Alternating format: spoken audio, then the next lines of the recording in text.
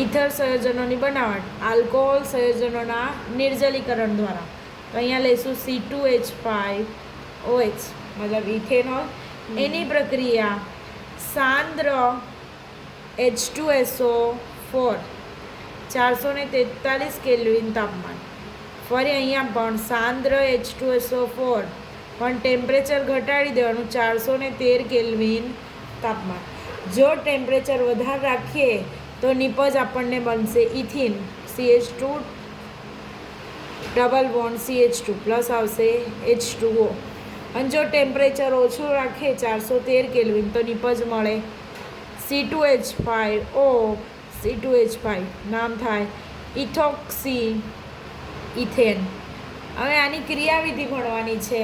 તો કે સ્ટેપ 1 તબક્કા 1માં લેવાનું ઇથેનોલનો અણુ એટલે કે C2H5OH. એની પ્રક્રિયા H+ સાથે આ H+ આ O સાથે જોડાશે એટલે આવશે C2H5OH અને અહીંયા પણ H. હવે તબક્કો 2 તો કે સ્ટેપ 2 લેવાનું શું C2H5 અહીંયા પ્લસ ચાર્જ આવશે C2H5OH H પ્લસ ચાર્જ. હવે લેવાનું ફરી ઇથેનોલનો અણુ બીજો અણુ લેવાનો. હવે અહીંથી દૂર થાય આ H2O દૂર થશે એટલે બાકી શું રહ્યું C2H5O. પછી બાકી રહ્યું અહીંયા બી C2H5 આ O સાથે અહીંયા H જોડાશે. હવે જ્યાં તબક્કા 2માં મળ્યું એ ફરી લેવાનું સ્ટેપ 3 C2H5OH ને ફરી અહીંયા C2H5. હવે અહીંથી આ H+ તરીકે છૂટવું પડશે બંધ તૂટશે એટલે નિપજ મળે C2H5O C2H5. હવે જ્યાં H2O બાકી રહેતા અહીંયા H2O લખવાના. એ જ H2O અહીંયા આ H2O આ H+ સાથે પ્રક્રિયા કરીને શું બનાવે H3O+. વિલિયમસન સંશ્લેષણ પ્રક્રિયા ઇથર સંયોજનોની બનાવટમાં વિલિયમસન સંશ્લેષણ પ્રક્રિયા. તો લેવાનું આલ્કલી હેલાઇડ પરંતુ કયું લેવાનું પ્રાથમિક આલ્કલી હેલાઇડ. એની પ્રક્રિયા RONA સાથે નિપજ મળશે ROR + NaX. અહીંયા R બરાબર લઈશું. આ R બરાબર લઉં CH3Cl મતલબ કહેવાય મિથાઇલ ક્લોરાઇડ. એની પ્રક્રિયા આ R બરાબર મારે 3 ડિગ્રી લેવું પડશે એટલે કાર્બન CH3 અહીંયા આવશે ONA. દૂર શું થાય તો કે અહીંથી આ Na અને અહીંથી Cl એટલે દૂર થયું NaCl. બાકી શું રહ્યું કાર્બન CH3 સાથે શું આવશે O. આટલું તો છે જ અને અહીંથી જોડાય CH3 સમૂહ. નામ શું થાય તો કે નંબર આપો 1 2 3.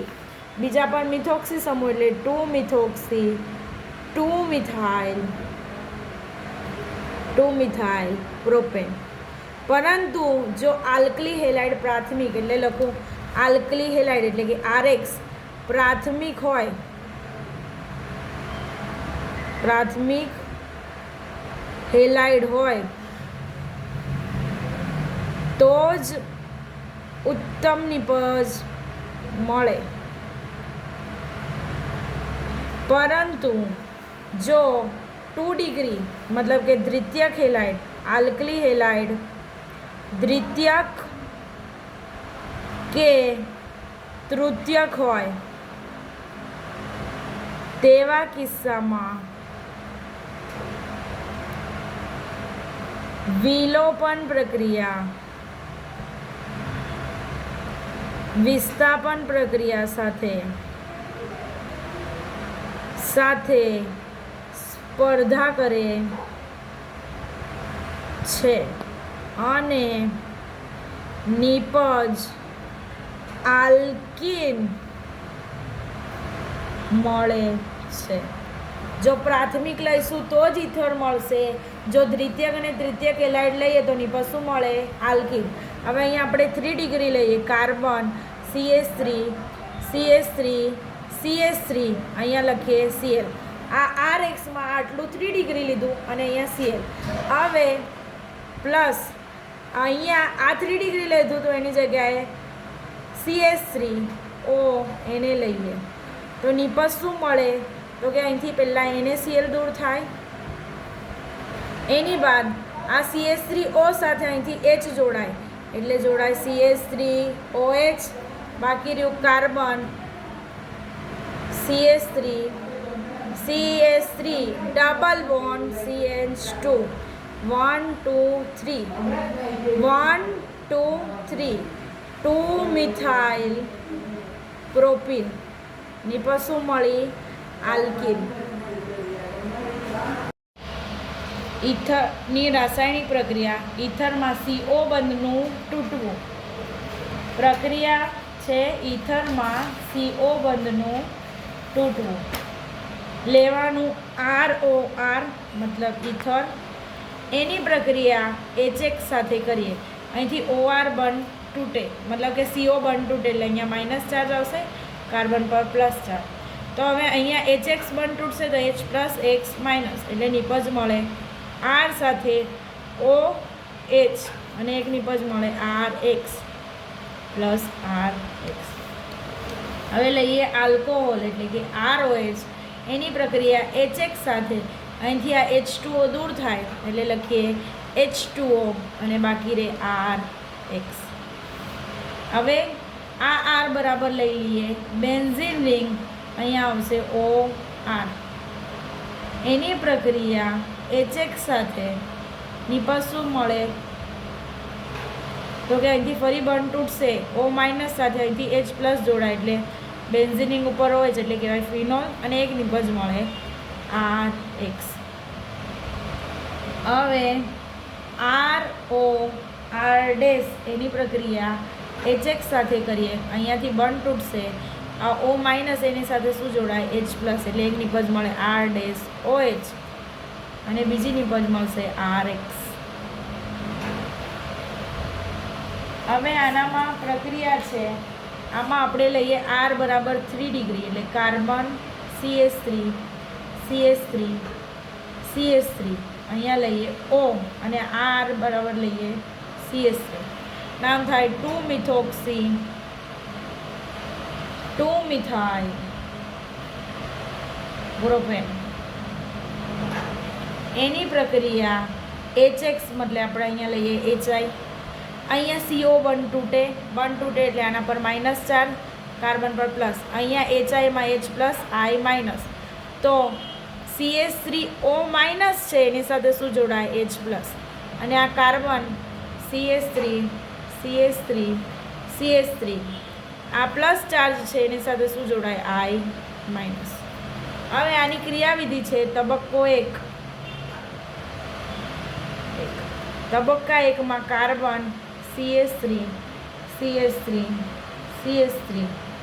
OH CH, અહીંથી આ CH3OH દૂર થશે એટલે બને શું ધીમી પ્રક્રિયા છે, કાર્બોકેટાયનનું નિર્માણ થશે. કાર્બન CH3 આના પર આવશે પ્લસ ચાર્જ અને અહીંયા એક નિપજ આવે CH3OH.